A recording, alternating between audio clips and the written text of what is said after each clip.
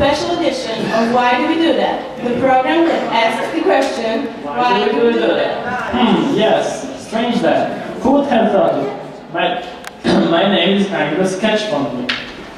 And I'm Judy Brook, and today we ask, Christmas, why do we do that? On December 24th, families all over Britain will be hangover for Christmas Eve.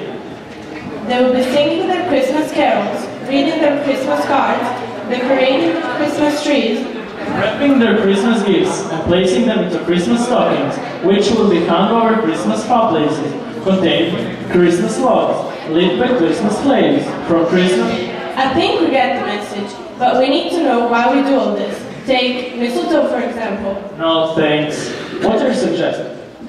I suggest asking our expert in all things green to find out about this little plant that we call special at Christmas. Oh, I see. Yes. Let's go over to our important guest, an expert in the history of mistletoe, a druid.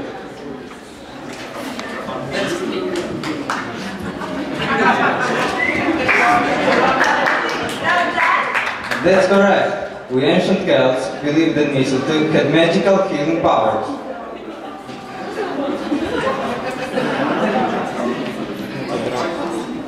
Did you know that our Druid priest used mistletoe 200 years before the birth of Christ for our winter celebrations? We like this plant because it's green all the winter.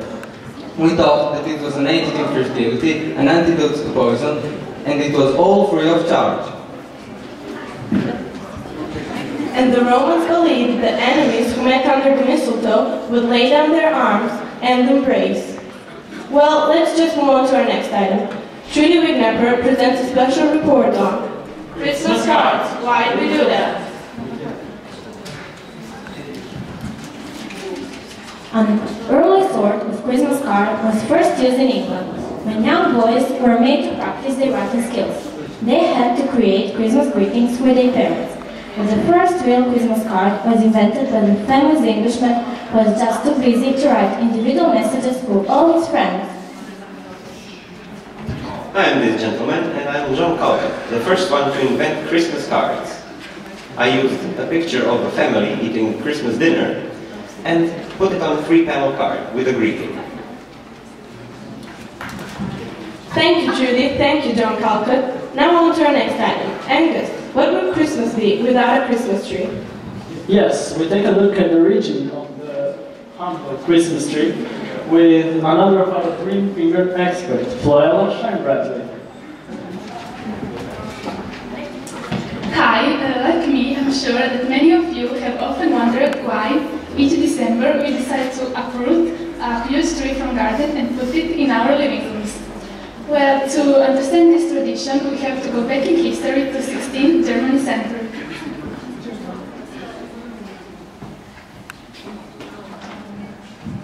Hello, I'm a 16th century German. In Germany, in the 16th century, trees were decorated with apples, roses, and glittered candies, and fir trees decorated with apples symbolized the Garden of Eden and were known as the Paradise tree. Martin Luther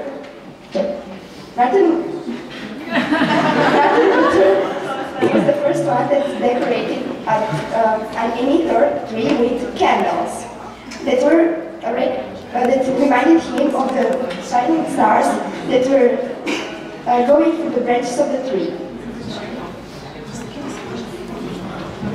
Like mistletoe, the evergreen fir tree was believed by ancient people to help keep away evil spirits, ghosts, and illnesses.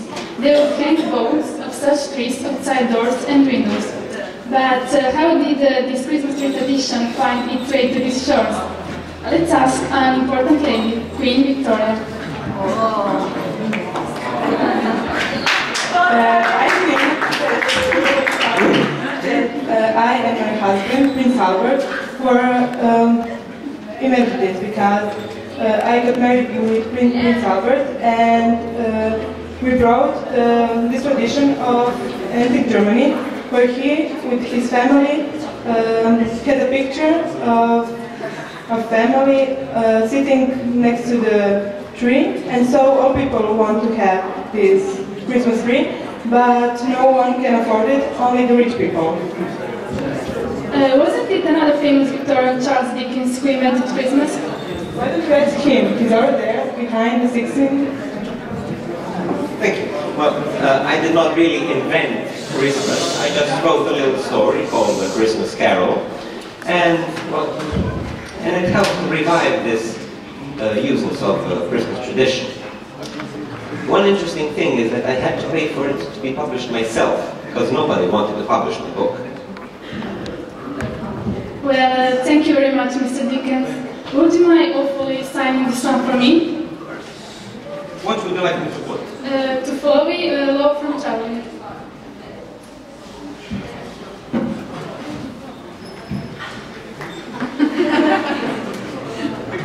Santa Claus, why do we do that? Thank you, Angus. Thank you, Judy.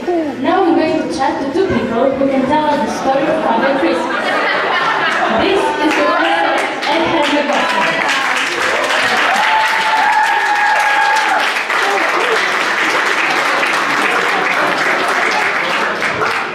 Professor, tell us something about Father Christmas. Well, the story lasted the longest in Holland, where the spelling of his name, Sint Nicholas, eventually became Sinterklaas, and he was known for rewarding good children by leaving trees in their shoes. As I understand it, when Dutch settlers went to America, the tradition went with them, so his name became Santa Claus. And I became famous for my red cape, long beard, and bishop's mitre. My interpretation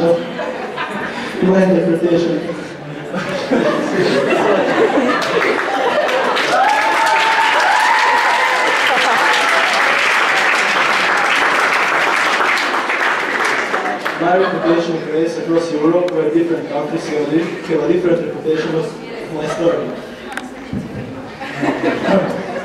And when in the 1930s, when the Coca-Cola company decided to advertise in chain of advertising using Santa, they decked a big round granddad with black boots, trousers red and also coat red, and white and red hat.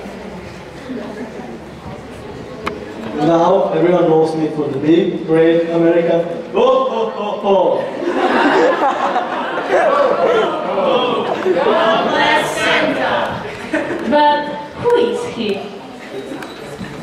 Well, the first story we know is about a man called Saint Nicholas who lived in a place called Myra, and he was devoted to kids, and this led people to think that he could perform miracles. After his death, he became the patron saint of Russia.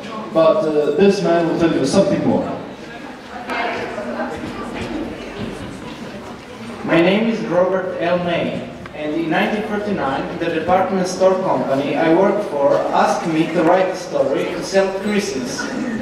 I came up with the idea for Rudolph and attached the story on my 4-year-old daughter.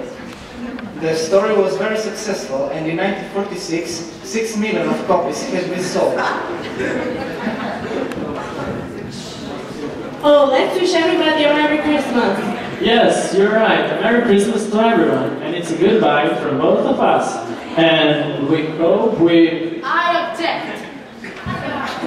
Pardon? Who are you? Don't you know that this is live television?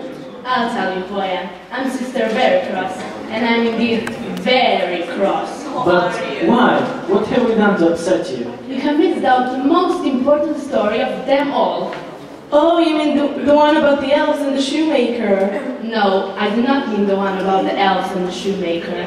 I mean the one about the first Christmas, the real Christmas.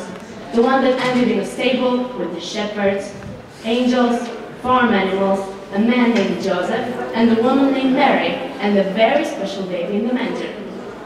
And now let's all together sing a traditional carol. Wish you a Merry Christmas, we wish you a Merry Christmas, we wish you a Merry Christmas.